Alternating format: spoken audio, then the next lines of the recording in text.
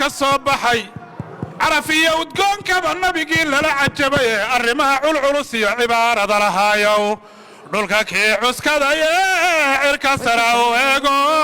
يا رسول الله أحمد يا حبيبي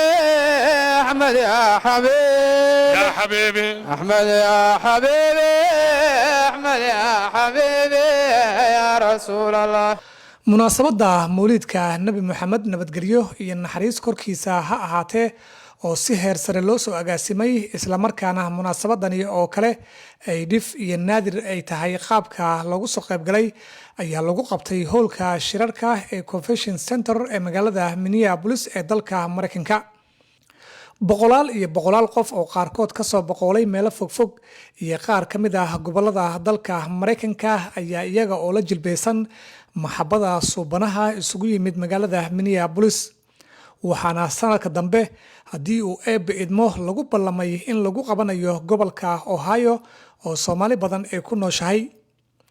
munaasabadan ayaa waxaa ka hadlay culimo magac iyo miisaan ku dhex leh bulshada Soomaalida waxaana ii suura gashay in aan la kulmo maamulka Nuur Iimaan oo munaasabadani soo qaban qaabiyay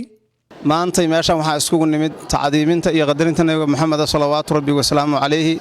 waxa iskugu yimid culimo kala duwan oo meelo badan oo kala duwan ka yimid waxa looga hadlay luqado kala duwan waxa laga hadlay mowduucyo kala duwan oo dhowr nooc ah ma sha Allah xafladdu waxay noogu dhacday sidii aan maleynayna si aad iyo aad uga sareysa oo qiimo badan oo sharaf badan oo lagu farxo waxaana rajaynaynaa sidii lagu yaqiinay caalamka islaamka iyo wadamada muslimiinta ah inay sidaan si ka wanaagsan ugu dhacdo waxaan taanid u diray dadka nabiga jacayl salawaatu rabbi wa salaamu alayhi waxaan u dardaarmayaa mar walba in nabigu iyo sunnadiisu ka noolaato guriyahooda xaqiiqatan xafladan waxa loo sameeyaa waxay tahay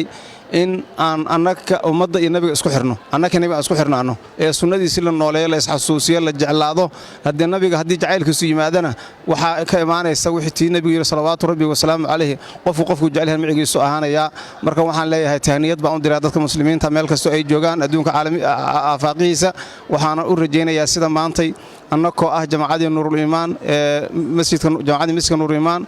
gobolka Minnesota wadanka Mareykanka in meel kastaas looga tacdiimiyo ilaahay baan ugu guulay qolo walba ilaahay ugu guuleynaya mawlidka iyo ihtifaalka wuxuu ka tarjumayaa laba arimood ku farxid lagu farxayo maartay nabi maxamed kaleey salaatu wasalaam iyo ilaahay oo loogu xamdinayo inuu ilaahay naga dhigay ummadiisa arrin aan dooranay maaha wax ilaahay noo gartay marka inaanu noqono maartay ummadii nabi maxamed annagu waxaan samaysanay maaha wax ilaahay na siiyay weeye taasna waxa weeye waa mid mudan in maartay ilaahay aan ugu xamdino taas iyadoo ka tarjumaysa farxadda aan ku faraxsanahay iyo xamdiga maartay ilaahay aan ugu xamdinayno ayuu ku saabsan yahay maartay isku imaatinkan iyo xafladan iyo mujtamaca qaybihiisa kala duwan ay ka soo qayb galaan caruur iyo dumar iyo rag iyo culummo iyo waxgarad intaba kulligan dadka muslimiinta oo dhan ayaa maanta faraxsan waxay ku faraxsan yihiin nabi maxamed kaleey salaatu wasalaam waxaa shacabkii iyo ummadii ka soo qayb gashay